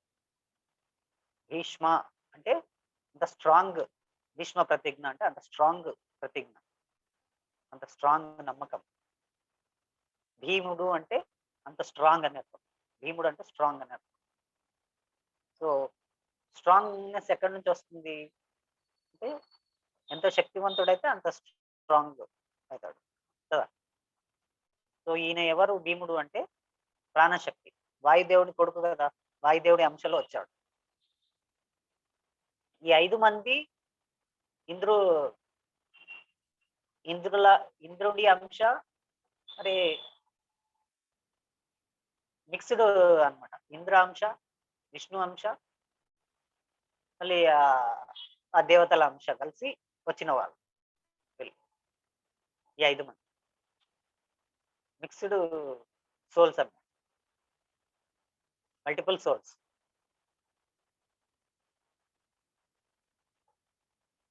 సో వీళ్ళందరూ ఇంద్రియ శక్తులే. మళ్ళీ అందులో వేరియేషన్స్. విష్ణు అంశ ఉంది. మళ్ళీ దేవతల అంశ ఉంది. యమధర్మరాజు అంశ ఉంది. సో వీళ్ళతో పుట్టారనమాట. ఈ భీముడు అనేవాడు వాయుదేవుడి అంశలో వచ్చాడు. వాయుదేవుడు అంటే ప్రాణశక్తి. ప్రాణశక్తి ఎక్కడి నుంచి వస్తుంది మనకి? గాలి నుంచే కదా. గాలి ద్వారా మనకు ప్రాణశక్తి ఉంటుంది. సో వాయుదేవుడి పుత్రుడు అంటే ఆయన మన ప్రాణశక్తికి ప్రతీక. లేకుంటే ఎథరిక్ బాడీకి, ఎమోషన్స్కి, ఎథరిక్ బాడీకి ఆయన ప్రతీక భీముడు అంటే. అందుకే భీముడు ఎమోషనల్ గా ఉంటాడు.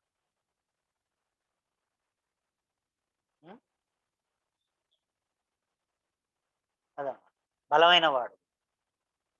1000 ఏనుగుల బలం. తర్వాత నెక్స్ట్ అంటే ఈ భీముడు దుర్యోధనుడు ఒకసారే పుడతారు. అక్కడ దుర్యోధనుడు పుడతాడు, ఇక్కడ భీముడు పుడతాడు. తర్వాత ఇంకా దాంతో పాటు మంచి హృదయం ఉండాలి, మంచి జ్ఞానం ఉండాలి అని, మరి ప్యూరిటీ ఉండాలి, స్వచ్ఛత ఉండాలి.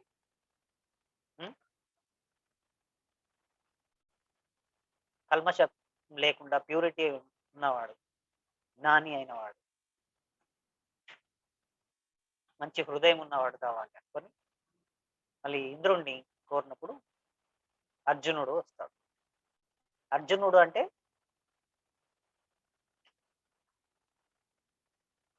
తెలుపు అని ఒక స్వచ్ఛతకి గుర్తు. అంటే ప్యూర్గా ఉంటుంది, ప్యూరిటీ.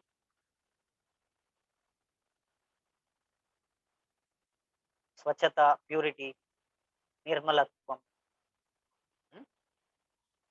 ధ్యానంలో వచ్చే నిర్మలత్వం ఉంటుంది, నిర్మలత్వం. ఆయనకి ఇంకొక సెకండ్ థాట్ ఉండదు. దాన్ని ఇంట్యూషన్ అంటారు. మన లోపల మనసు అంతా నిర్మలంగా అయినప్పుడు ఇంట్యూషన్స్ వస్తాయి. మిగతా అన్ని చెల్లా చెదరైపోయి ఒకే ఆలోచన మిగిలి, దాన్ని ఇంట్యూషన్ అంటారు. ఎప్పుడైతే మనసు నిర్మలంగా ఉంటుందో లోపల నుంచి ఇంట్యూషన్ అంటే ఆత్మ యొక్క బోధలు మనం వినగలుగుతాం. ఆత్మ యొక్క భావనల్ని మనం రిసీవ్ చేసుకోగలుగుతాం. ఆ ఇంట్యూషన్ అన్నమాట. ఎవరు?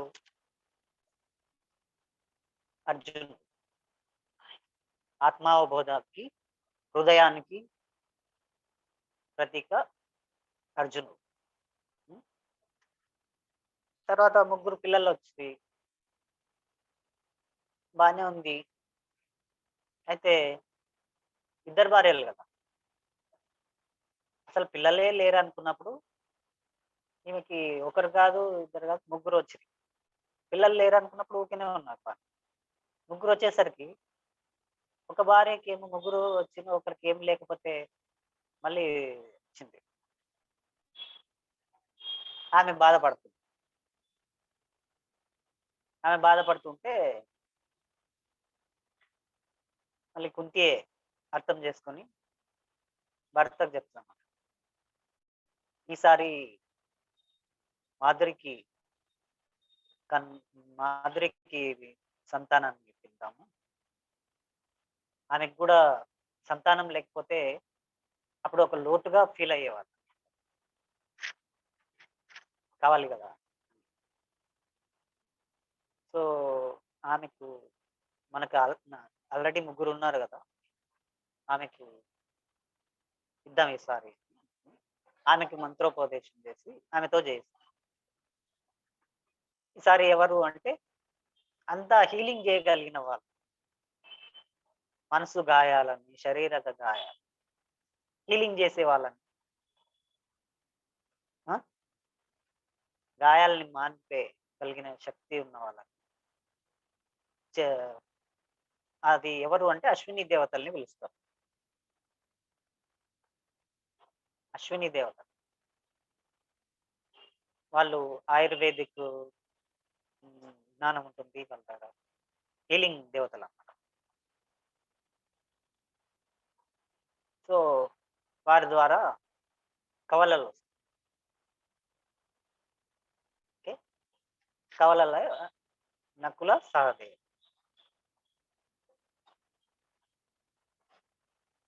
యుధిష్ఠిరుడు అంటే ఏమిటి? స్థిరత్వం, ఉం? ధర్మానికి మూలం అస్థిరత్వం అనేది. తర్వాత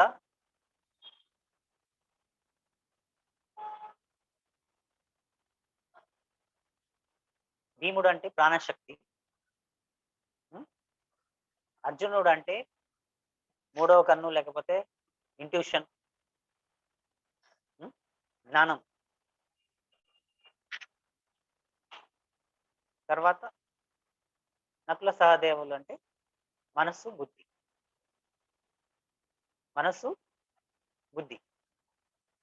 నకులుడు మనస్సు, బుద్ధి సహదేవుడు. వీళ్ళిద్దరు కవలలు. అంటే ఫస్ట్ మనస్సు ఉంటుంది, బుద్ధి ఉండదు. తర్వాత మనస్సు ద్వారా మనం కర్మలు చేయంగా ఆ కర్మల యొక్క ఎసెన్సే బుద్ధిగా మారుతుంది. కాబట్టి ఇవి రెండు కవలలుగా వచ్చాయి. ఇక్కడ ఎవరు? పాండురాజు కొడుకులు కాబట్టి వీళ్ళు సత్వగుణం ద్వారా మంచి కర్మలు జరుగుతాయి. మంచి కర్మల ద్వారా వచ్చే బుద్ధి ఈయన. వాడు శకుని కూడా బుద్ధే, అది కుటిల బుద్ధి. అది చెడు కర్మల ద్వారా వచ్చిన బుద్ధి, కుటిల బుద్ధి. ఈ బుద్ధి సహదేవుడు అంటే మంచి కర్మల ద్వారా వచ్చిన బుద్ధి. ఇది సద్బుద్ధి, సరైన బుద్ధి. సహదేవుడు అంటే బుద్ధి ఏది? సత్వగుణం ద్వారా సుకర్మల ద్వారా వచ్చిన బుద్ధి. ఓకే. శకుని అంటే సబ్ కాన్షియస్ మైండ్ లో కుటిల బుద్ధి. ఓకే. వీళ్ళిద్దరు నకుల సహదేవులు ఎవరి కూతుర్లు, ఎవరి కొడుకులు?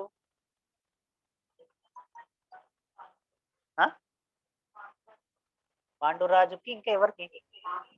మాద్రికి. ఓకే.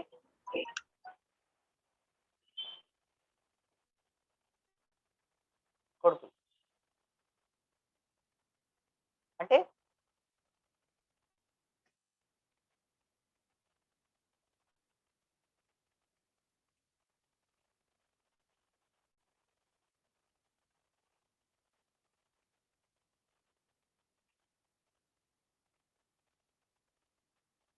సరైన ఊహలతో, సరైన ఆలోచనలతో ఏర్పడిన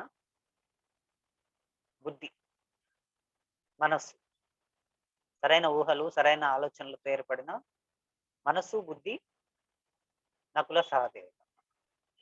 ఓకే. ఇది పంచపాండవులు పుట్టారు. వీళ్ళంతా వాళ్ళ స్టోరీ చూస్తున్నప్పుడు వాళ్ళంతా దేవతాంశాలు. వీళ్ళ ఇంద్రుని ఈ దేవతల అంశాలు కాంబినేషన్ లో మల్టిపుల్ సోల్స్ కాంబినేషన్ లో పుట్టిన వాళ్ళు స్పెషల్ గా పుట్టారనమాట ఈ ధర్మస్థాపన కోసం. ఓకే. సో అది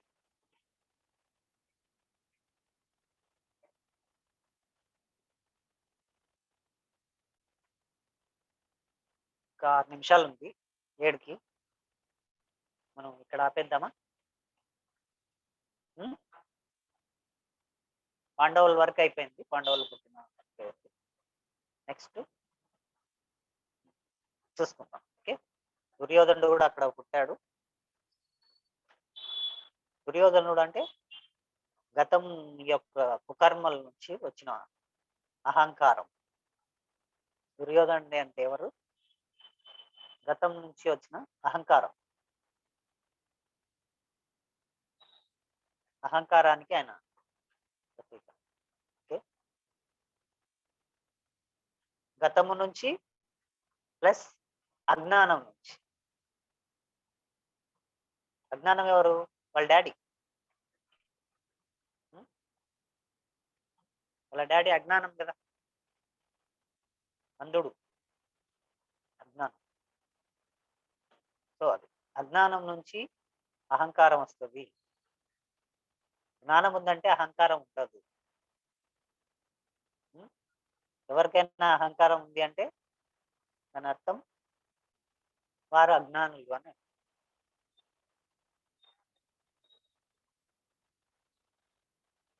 సో నెక్స్ట్ చూసుకుందాము. 4 minutes ఉంది. ఎవరికైనా ఏమన్నా ఈ దీంట్లో క్వశ్చన్స్ ఉంటే అడగచ్చు.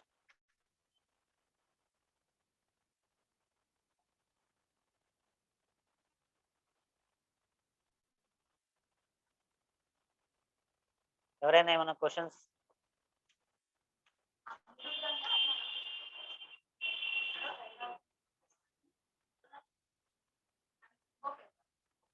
ఆహా, గుడ్డివాడు అని.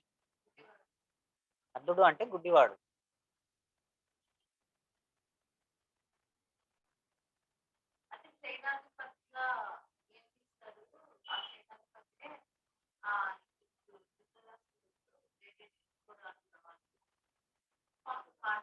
అవును. ఎవరు?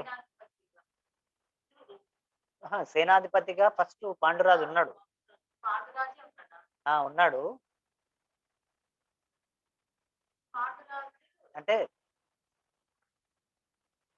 సర్వసేనాధిపతి ఈయన ఉంటాడు. ఎవరు? భీష్ముడు ఉంటాడు. భీష్ముడు ఎప్పుడు ఉంటాడు. అయితే ఈయన సేనాధిపతి యువకుడు కాబట్టి ఈయనని ఆయనకి ఏం పోస్ట్ ఇవ్వాలి? ఇప్పుడు నెక్స్ట్ సేనాధిపతి కదా, సో అలా ఇచ్చారు. ఫస్ట్ ఈయన రాజు అనుకున్నప్పుడు అన్నీ ఉన్నాయి. ఆయన మంచి పరాక్రమవంతుడు, అన్నీ ఉన్నాయి.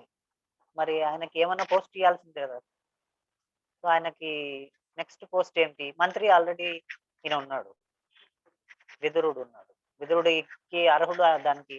ఆయనకు సకల శాస్త్రాలు, మరి ఆ వివేకం ఉంది కాబట్టి ఆయనకి అది ఫిట్ అయిపోయింది. మరి ఇంకా ఈయనకు ఇది ఇచ్చారు. మంచి యుద్ధాలు చేయగలడు ఈయన ఇదంతా, కాబట్టి ఈయనకి ఇచ్చారు. అయితే అనర్హుడు అన్నందుకు మళ్ళీ పాండురాజుని రాజు చేసి ఈయనను పక్కకు పెట్టారు. మళ్ళీ పాండురాజుకి అలా శాపం వచ్చి ఆయన అడవులు పోయినందుకు మళ్ళీ ధృతరాష్ట్రుడే మళ్ళీ ఆపద్ధర్మరాజుగా వచ్చాడు.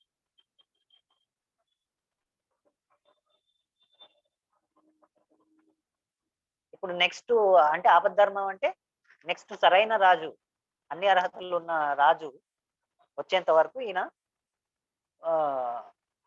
సింహాసనం ఖాళీగా ఉండకుండా తాత్కాలిక.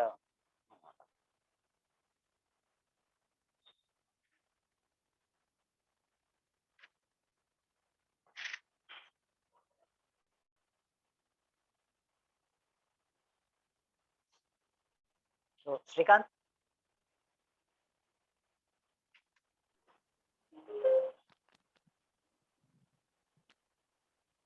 థ్యాంక్ యూ కొడా మాస్టర్. చాలా ఎంతో అద్భుతమైన సెషన్ తీసుకున్నారు. ఇవాళ మనం భారతం యొక్క 6th పార్ట్ మాస్టర్ కొండారెడ్డి నుంచి విన్నాం. మరి ఎంతో అద్భుతంగా ఎన్నో విషయాలు, మన జీవితానికి సంబంధించిన ఎన్నో విషయాలు చెప్పడం జరిగింది. సో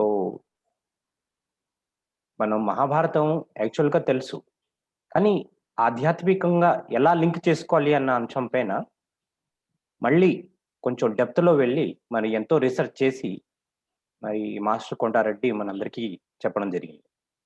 సో ఆయన చెప్పిన ఈ ఒక సిద్ధాంతాలు ఏవైతే ఉన్నాయో, లేకపోతే ఈ యొక్క నాలెడ్జ్ ఏమైతే ఉందో మన జీవితంలోకి ఎంతో ఉపయోగిస్తుంది. సో ఈ నాలెడ్జ్ని మనం తీసుకుని మనం ఒక లైఫ్లో ఇంప్లిమెంట్ చేయాలి. దాని గురించే ఈ శాస్త్రాలు కానీ ఇవన్నీ కూడా ఎందుకున్నాయంటే మన జీవితంలో అవన్నీ ఇంప్లిమెంట్ చేస్తామని, సత్యం తెలిపిస్తాయి, ధర్మాన్ని ఏంటి అని తెలుసుకుంటాం, కానీ మళ్ళీ దాన్ని ఆచరించాలి. ఒక రామాయణం కానీ, ఒక మహాభారతం కానీ, భాగవతం కానీ, లేకపోతే భగవద్గీత కానీ, ఇవన్నీ కూడా సత్యం ఏంటి, ధర్మం ఏంటి అని చెప్తాయి.